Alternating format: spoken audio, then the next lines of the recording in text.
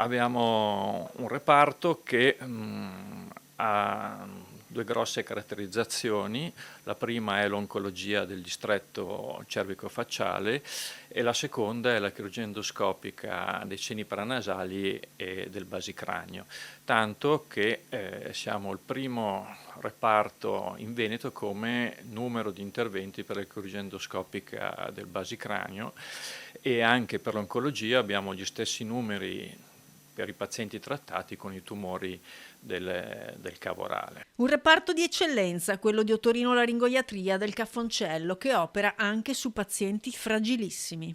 E abbiamo trattato anche pazienti piccolissimi, neonati, con proprio con 2 o 3 giorni di vita per delle urgenze che sono tipiche in questi bambini quando si tratta delle atresie ecoanali, cioè un'ostruzione che impedisce il passaggio di aria dal naso alla faringe.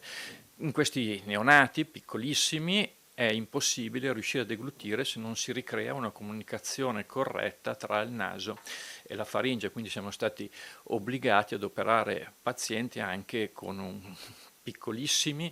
Il più piccolo mi sembra di ricordare che avesse 1,6 kg di peso, quindi interventi estremamente delicati.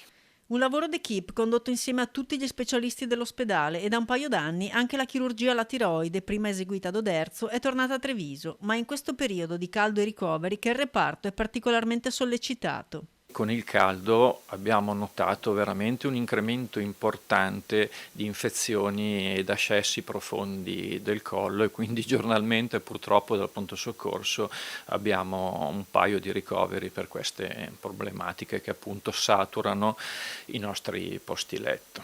La prevenzione parte ancora una volta dalle nostre abitudini. I nostri tumori del distretto testa-collo sono fortemente legati al fumo di tabacco e al consumo di alcol, e poi c'è tutta invece una seconda parte in cui questi tumori sono strettamente, soprattutto quelli dell'orofaringe, HPV dipendenti, per cui per la prevenzione, soprattutto nei giovani, noi consigliamo assolutamente di fare a tutti il vaccino sull'HPV, che sicuramente negli anni prossimi diminuirà, speriamo, questo tipo di neoplasie.